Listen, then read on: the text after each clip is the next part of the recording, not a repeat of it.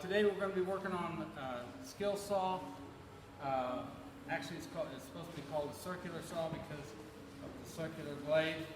A lot of people call them skill saws because the company Skills was the first ones to actually have one that worked.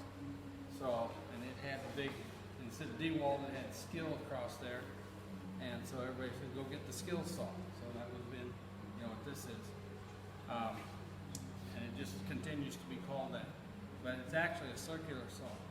I have two different kinds here, or two different sizes. This is a 6 1/4. In other words, the blade is 6 1/4 wide. This one here is 7 1/4. And the reason I have two of them is that this one, for general purposes, cutting 3/4 inch material, just basically stuff around the house, this one is the one to go to. If you need to, if you're cutting some decks up and 4x4s and stuff like that, this is the one you'd want to use because it'll cut halfway through the 4x4. This one here won't quite make it. So basically they're pretty much the same machine. So what I'm going to do is I'm going to demonstrate on this one here.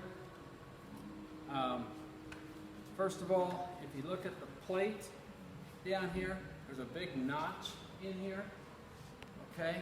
If you try to line this up or try to put your line in between this notch, you're going to be going wiggly woggly. What it's got here is on this side, there's a little 0. So when this thing is set at 0 degrees or 90 degrees, your line should be right alongside that 0. These particular ones, you can actually cut a 45-degree angle. Okay? And when you're cutting a 45, then your line would be on the other side of this gap. Now if you're cutting a 22 1/2, it's just someplace in between there. Okay? They haven't devised one that you can get one very accurate. A lot of people use these things. They're great tools. If you have a long board to cut like this and you don't have a table saw, what you can do is set up a fence and then run right alongside the fence with this, okay? And you can make a very straight cut with it if you pay attention to what you're doing. What we're going to do is we're going to take a couple of shortcuts across here, just to kind of give you some experience with the tool itself, how to handle it. It's got a safety switch right here.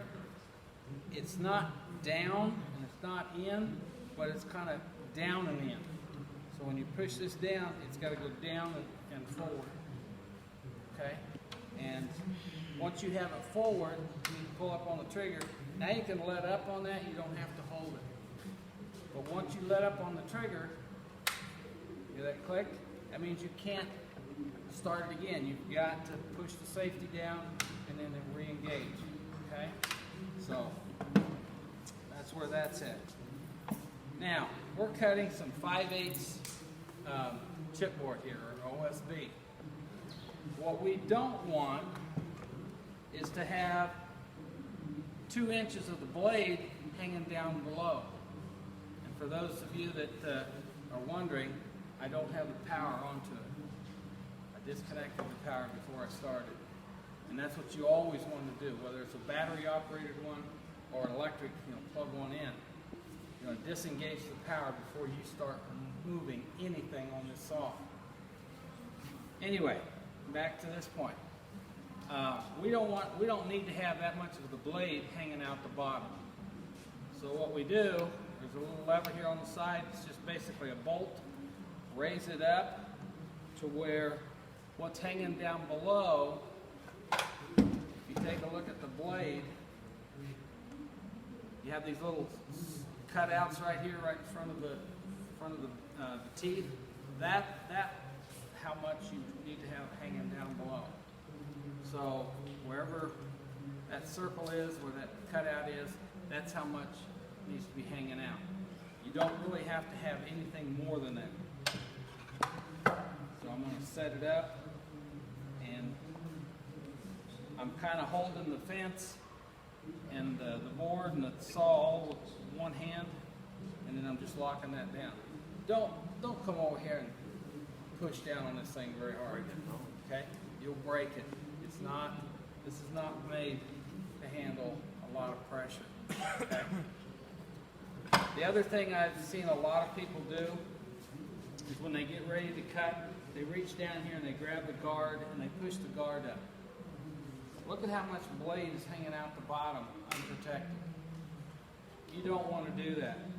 When you cut, the blade itself will come up, or the guard itself will come up, and it'll ride right alongside your wood, and it'll protect all of this back in here. It's guarded, so you don't have to worry about it. Okay? So don't hold this up. Even when you start, don't hold it up. This is the proper way to cut. Hand either this way or this way, depending upon if you're right-handed or left-handed. Okay? So, what I'm going to do is I'm simply make a straight line here. Now, with a circular saw, it doesn't. I had one student ask me, "Well, how do you cut out circles with it?" You don't. Then why do they call it a circular saw? It should cut out circles. No, it's the blade. It's circular. Okay? I had a hard time explaining to him and getting it through his head. Basically, these are just straight line cuts. Now, one place I was living, I had, a plug-in one. It was an old Black & Decker one, and my neighbor, he went out and he got this highfalutin, high fancy one that had a laser guide on it. And I kind of watched him there for a little bit, and I said, well, he's got a skill saw with training wheels. I kind of made fun of him. So why would you ever want that? I mean, all you got to do is follow the line. And one day, I went out and I was cutting with mine, and mine smoked and quit. I still needed to cut some boards, so I took a deep breath, went over to my neighbor's, asked him if I could borrow his highfalutin laser projected technology circular saw. And he said, "Oh, sure, I'll let you borrow it." So I took it, I hooked it up, I turned the light on, and I tell you something, I was amazed. I didn't have to look right down here. That light was shining clear out here, and I could look way out there. How many of you drive cars? I did. Okay? When you drive, listen, when you drive, you don't look right in front of the car. You look a good block, 2 blocks down, depending upon how fast you're going. The faster you're going, the further down you want to look. Because if you look straight right here, you're going to be doing this quite a bit. But the further you look down, the straighter you'll drive. Same way with this. Okay? If I could look out here, my cut would be a lot straighter. So with that knowledge, after I ordered these things and I remembered, the laser onto it, I called DeWalt, and on their 20-volt battery ones, they don't have one with a laser on it. Now Hitachi does, but I don't really want to get into Hitachi. But anyway, DeWalt's did not have one, and they don't plan on making one soon. Okay, I've set my depth, and how I did that was just set it on here, check down below. I've got the depth that I want. My guard is functionable, so I'm going to power it up. I'm going to push down and forward. This one has a brake on it, so it stops pretty quick, but don't depend on that. Don't depend on guards, don't depend on brakes, depend on safety, okay?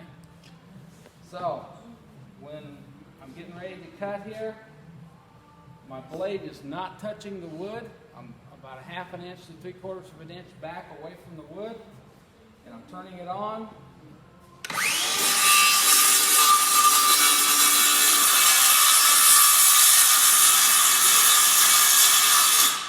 Now, this is a dirty little machine.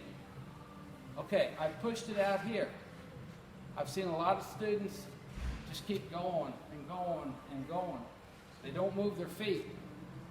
They're going to get overbalanced and they're going to fall down. What you need to do is stay right up with this. Your clothes should not be hanging out. If you got clothes that are hanging out, you need to get them tucked in. So you stay right up close to it. Now I stopped here, so I'm going to back up a little bit to get my blade off of the wood, and then I'm going to start again and finish it.